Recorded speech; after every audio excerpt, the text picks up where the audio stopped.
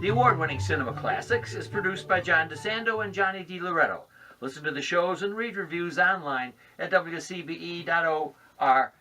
I'm John DeSando. I'm Johnny DiLoretto. This is Cinema Classics. Bet it is. Hey, the winner, the big winner. Big winner. Shape of Water. Yeah. All right? Hate that movie. I know you do. The more accolades it receives, the deeper my hate runs. Well, you're ambivalent about fish out of water. No, That's all. I'm not. I'm just ambivalent. All right. Well, then let's not talk about the romance of that film. Okay? Why not? Because it's essential to what we're talking about. Because I don't want to get you started. We'll have no room for the rest of these winners. Okay. But you don't like it because? One simple reason. I like the premise of the film. I like the production design of the film. I think Sally Hawkins and Richard Jenkins are great. Doug Jones as the fish creature is great. But the movie is a romance. It's predicated on this otherworldly romance between a cross-species romance. Okay. Let's not. Nothing wrong with that. There's nothing wrong with it. Yeah, as long as Doug Jones is in the costume. The power of their love was told to me, not shown to me. She has a moment where she looks into the tank. His hand comes up on the glass. She puts her hand to the glass. Now you're going to tell me that there's such a great connection here. They're destined to be together. And no, you got to show me. And handing the thing a few eggs, that's not it. Well, anytime a woman makes me eggs, yeah, okay, I'm in. All right. But so you're going to tell me about the finely developed love between King Kong and Fay Ray. Well, I'll tell you something, that romance has endured decades and many different iterations. So, I mean, come on. And What is you know why? How do you get any development out of that any more than you do the fish? I don't understand that. Well, listen, I'd have to go back and look. There are certain exchanges between the characters that, first of all, death is on the line. Like, she is sacrificed to Kong, and he spares her, so there's mercy there. She also begins to see, and he's a violent creature. He wreaks havoc and destruction. She sees beyond that, and you can see things in his eyes, which also mirrored in Shape of Water. I'm not saying the performance of the... Okay, all right. It's the connection, right? And you just get a better sense of the connection between those two characters in almost every iteration of King Kong, but than you do in Shape of Water. And I like your explication. It still reminds me of how limited these romances are.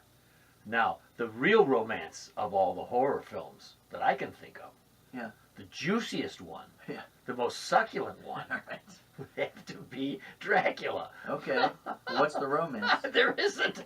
Right. It's nothing It's but just lust. It is lust, but see, that's different, right? So that's not romance. It is. There's a difference there. One of my favorite iterations of the Dracula story is Fright Night, with Chris Sarandon as the vampire that moves in next door to the teenager. Oh. And the teenager, the kid, is in love with this girl, and Chris Sarandon seduces the girl away from him, turns her into a vampire. And it's got all that. It's perfect. It's got all that teen angst. He wants to lose his virginity. She wants to lose her virginity, but with each other. But they can't quite get there. Then this vampire comes in and sort of turns her into this sexualized demon.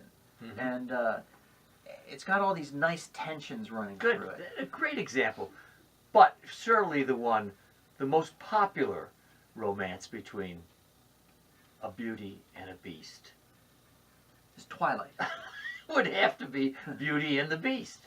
Yeah. And isn't there development when you go way back to the 30s or whenever we had our first iteration? Jean Cocteau. Yeah.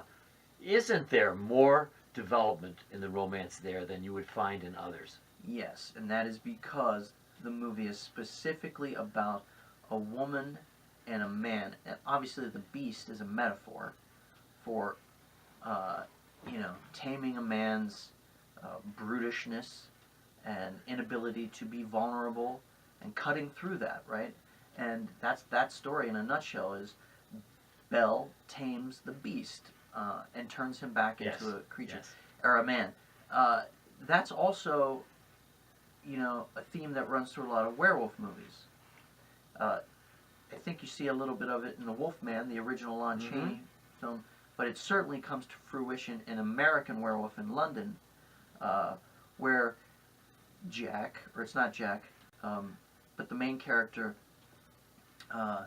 falls in love with the nurse because he's attacked, and she nurses him back to health. He turns into a werewolf, and she knows that he's a sweet human being who doesn't want to be doing this. So there's that kind of tragedy about it.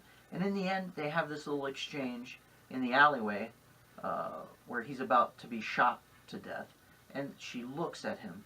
They exchange glances, and his face softens for a second. She knows that he sees her there, right? But then instantly he snarls and lunges for her, and he's shot to death. So even in that, it's beautiful because she does recognize the humanity in him, but then he can't control it. Well, all right. In order to short circuit the letter we'll get from our listener, you need to address the romance of Twilight. Oh. Well, I've never seen any of those movies, All right. and I don't intend to anytime soon. Okay, all right. So then that's not I'll a rely good on question. your... I mean... Well, hold on, excuse me. because there's so little of the actual werewolfing going on in those, and so much more of the angst of that teenage wanting to be in love, loving the outlier, and so on. But it does satisfy your urge for a romantic vampire.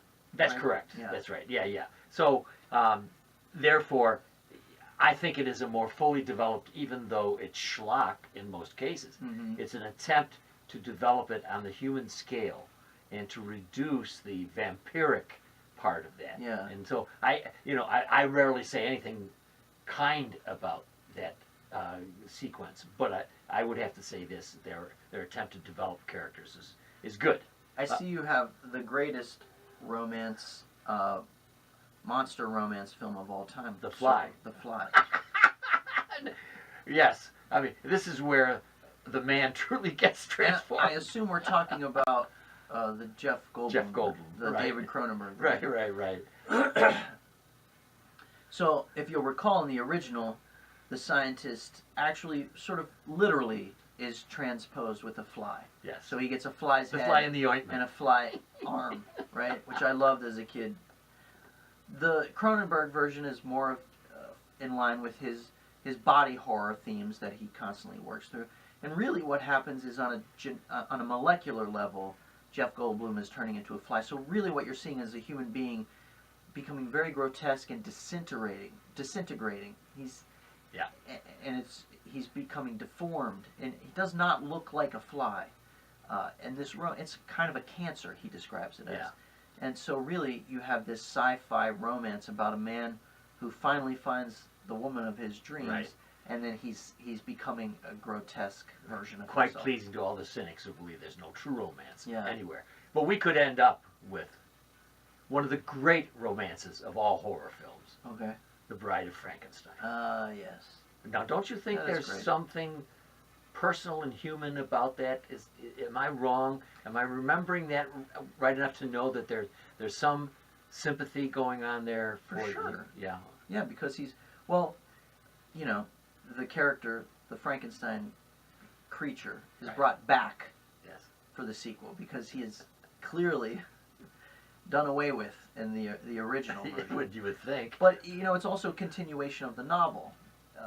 Mary Shelley. Yes. Mary Shelley's creature demands from his creator, because he sees how lonely and grotesque he is, that Frankenstein create for him a partner. Yes. And so this is really just a continuation of that. And yes, it's tragic. The creature is a freak. He will forever be ostracized, and so he needs this partner. The tragedy of it, of course, being that she's also, created from the grotesque. Right, and fulfilling the cynics' belief that way back to the Garden of Eden, men were done under by women. Well, straight heterosexual men. Oh, thank you. You're welcome. Yes. I mean, you got to be specific Well, these days, you are Joe. so right. Right?